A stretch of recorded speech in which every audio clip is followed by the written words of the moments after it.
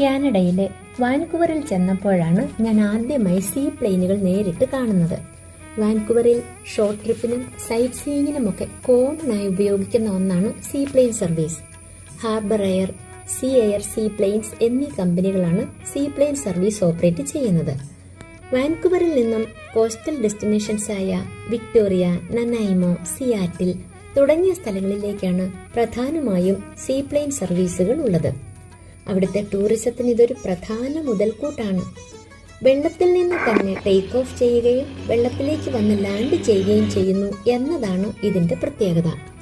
എന്റെ ഒരു സംശയമായിരുന്നു, ഇത് ഡോക്കിൽ വന്ന ശേഷം എങ്ങനെയാണ് പാസഞ്ചേഴ്സ് ഇതിൽ കയറുകയും ഇറങ്ങുകയും ചെയ്യുന്നതെന്ന്. നമ്മുടെ ബോട്ടുകൾ കരയ്ക്കടുപ്പിക്കുന്നത് പോലെ തന്നെ കരയിൽ നിൽക്കുന്ന ജോലിക്കാർ കയറിട്ട് കെട്ടി പ്ലെയിനിനെ കരയിലേക്ക് അടുപ്പിച്ച് കെട്ടിയിടും. സൈഡിൽ ഉരസാതിരിക്കാൻ ബോട്ട് ജെട്ടുകളിൽ കാണുന്ന പോലെയുള്ള ടയറുകളും പിടിപ്പിച്ചിട്ടുണ്ട്. നോർത്ത് അമേരിക്കയിലെ തന്നെ ആദ്യത്തെ കാർബൺ ന്യൂട്രൽ എയർലൈനാണ് ഹാർബർ എയർ. എന്ന് വെച്ചാൽ കാർബൺ എമിഷൻ പരമാവധി കുറച്ചുകൊണ്ടുള്ള എയർ സർവീസ്.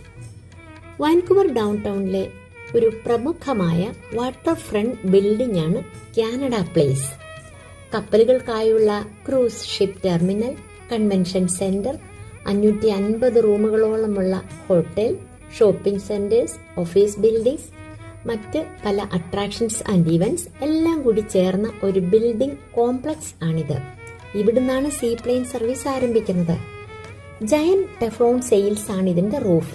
എന്ന് വെച്ചാൽ കാനഡ പ്ലേസിന്റെ റൂഫ് ഭീമാകാരമായ ടെഫ്ലോൺ കപ്പൽപ്പായ പോലെ കാണപ്പെടുന്നത് കൊണ്ടാണ് അതിനെ ജയന്റ് ടെഫ്ലോൺ സെയിൽസ് എന്ന് പറയുന്നത്.